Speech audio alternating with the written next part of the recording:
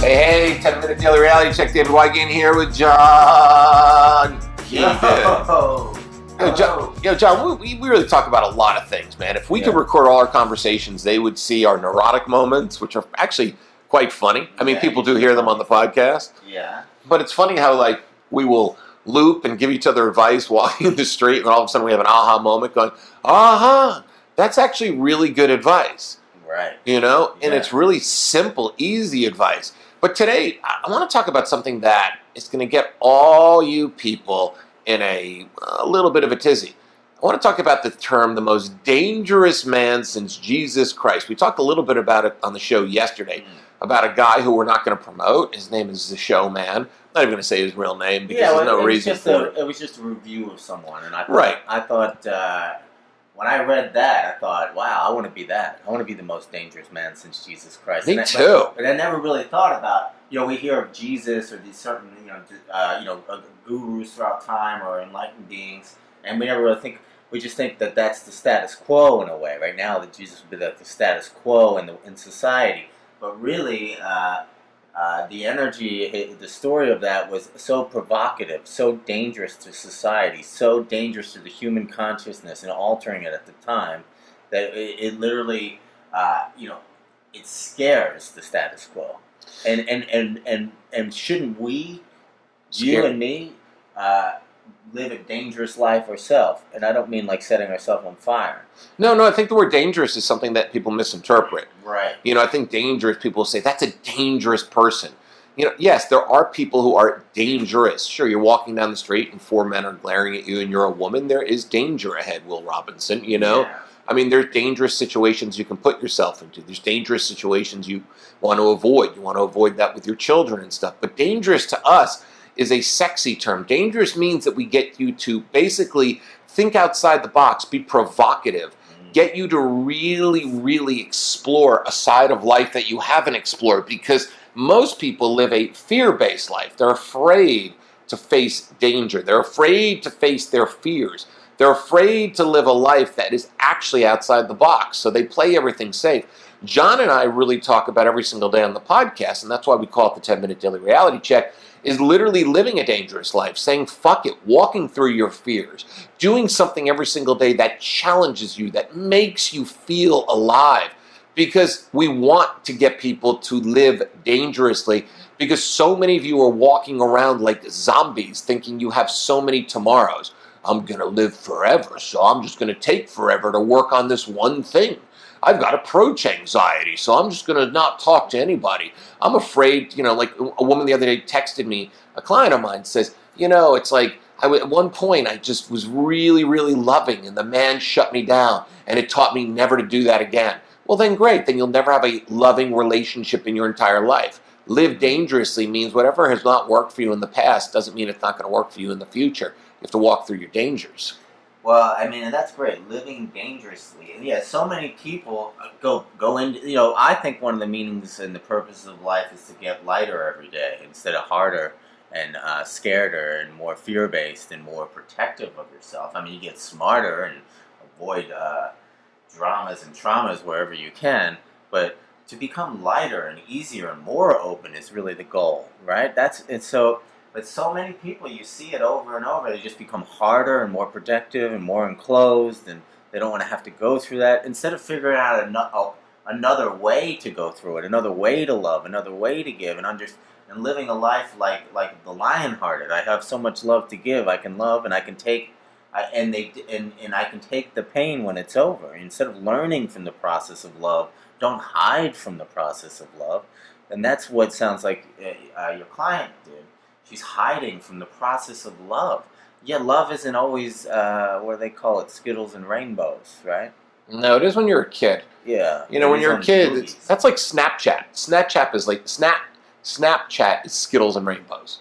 That's what Snapchat is. It is? Yeah, if you look at Snapchat, take a look at Snapchat. There's a lot of Skittles and rainbows and unicorns and other really strange things. And I think you're 100% right in the sense that it's, a lot of people, aren't light. They're constantly arguing things or feeling things that happened 5, 6 years ago. They want to keep revisiting down that path, you know.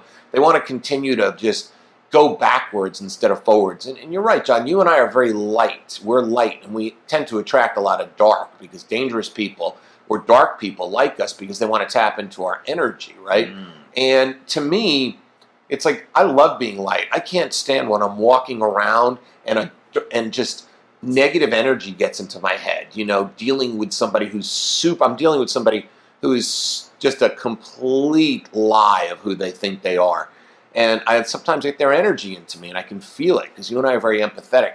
And it sends us down that path of like, whoa, that spiraling path where we lose touch of our lightness in our moment. Because you and I are just happy-go-lucky. We walk around the streets of Manhattan, we're like little kids all the time. Look at that building, look at those bricks, right? Oh my God, do you smell that guy's cologne? Oh my God, look at this thing. We're about sensations 24/7. Oh my God, feel the humidity, it feels so good. Like, I like humidity. I happen to like the way it feels. I like that wall of heat coming at me. It doesn't bother me. It makes me a little slower, but it's an experience, and you and I are experience junkies. Right. So walking through danger is exciting to us. You know, we'll walk through Manhattan at 4 o'clock in the morning and be the only ones on the street because we enjoy that. A lot of people would be like, oh my God, that's so scary. The other day, a client paid me money, right? And he was scared to give me the money on the street. And I looked at him, I said, it's perfectly fine. I said, because it's our energy that's around us. We feel like we're surrounded by really good positive energy all the time. So a lot of people surround themselves with negative thoughts. So instead of walking through the negativity, which is the danger, right, and actually seeing the light on the other side, they stay in that circle. Yeah, that's very interesting. I mean, energetically, we could go into a lot of things. I had one client one time who was so paranoid that people would know he was working with a dating coach, that someone would see him, and he just had this whole thing. Like, and the guy only knew like 4 people, you know. And but somehow they were all there at the cafe. They were all going to be there in the city of 9 million. But the funny thing is, his energy was so tight, and you could cut it with a knife. And we were walking down the street together. I was talking to him. And, you know, he's like looking over, like almost like so bad, like, our people know what he's talking about to me, like this and that, like anyone gives a shit. And then randomly some guy walks up to me and says, hey man, I saw your videos on YouTube, I really love your stuff. Oh no! Yeah, and that was just like, his brain almost imploded, like as if that means now that since he's talking to me, everybody must know what's going on here, right? Instead of just feeling like, oh, that guy also was inspired by this guy, you know.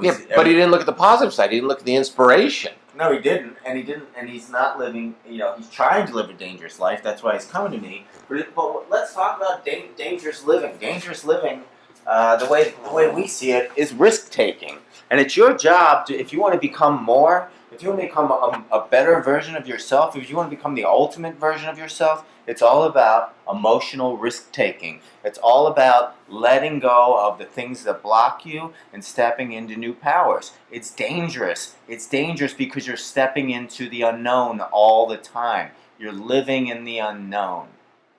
Well, yeah, you're living in the unknown, and you're actually like showing up as a much better person. You're not sitting there and blaming life and not blaming your situations, and you're not creating stories about how life should be better for you. You should have a better job, you know. You don't want to work unless you make X amount of dollars, you know. You're not relying on other people. You know, that's another thing too. People who are fear-based, who don't live a dangerous life, tend to be sucking energy off of other people. Money, time, energy, right? Because they're energy vampires all the way. And they may not appear to be an energy vampire because they don't think they are, but people do that. You know, you see people all the time. You see people who are still living off their parents as an adult because they can't make it, right? Or you see a woman who's living off of a man because she's afraid to make it on her own. Or you see a man living off of a woman, you know, because he's afraid to take that dangerous risk and actually, you know, work and actually walk through the fears. People tend to stay in their stuff. And it's funny, people in today's world, and this is what's really different about today's world, is that you can avoid the danger because you can stay in today's world in your own house because it's safe in your house. You've got Facebook, you've got Dumber, you know, which is Twitter, right? You got Instapicture, you got Snapchat, you got emails. You could sit in your own world all day long and create a fake world all day long so you can avoid the dangers of actually having to live your life and walk through your fears. You can read memes all day long. You can listen to podcasts. You can watch videos on YouTube. You can convince yourself you're an enlightened being. You really can. I mean, it's amazing. You can sit there and text somebody and go, I'm so enlightened because I watched this 2-hour TED Talk today.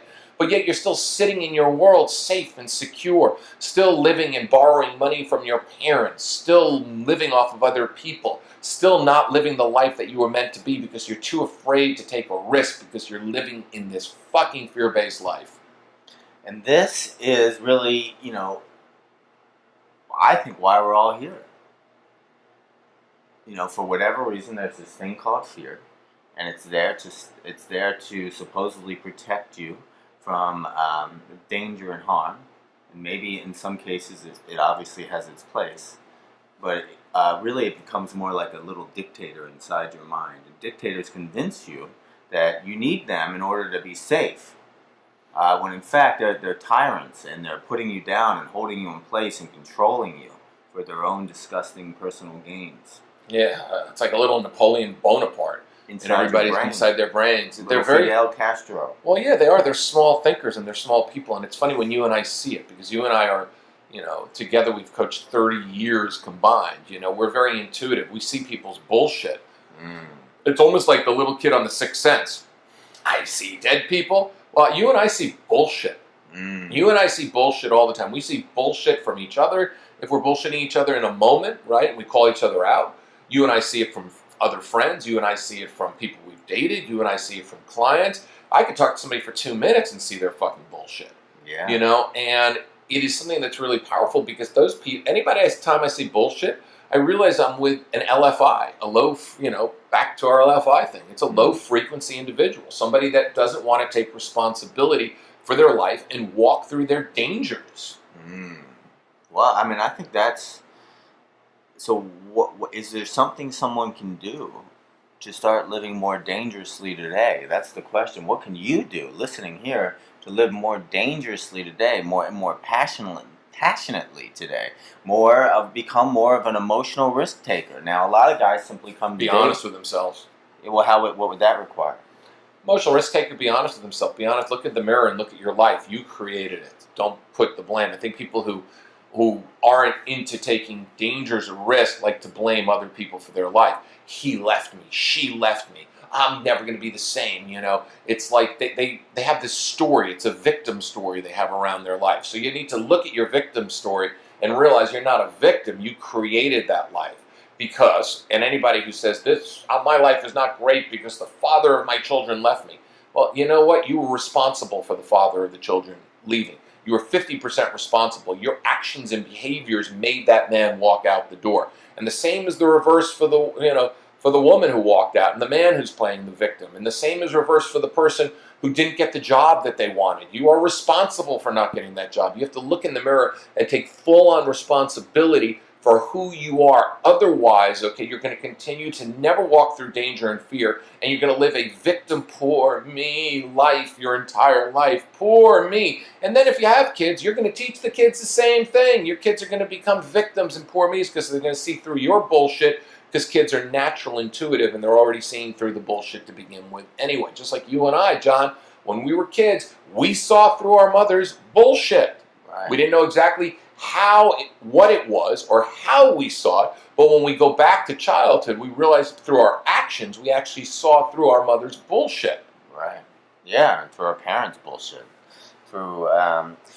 And that's one of our gifts now, is seeing through people's bullshits even before we meet them, right? So, and then helping them see through their bullshit so that they can become who they are, so that they can live a present tense life, so that they can be here now, so that they can experience the life they want to experience beyond fear.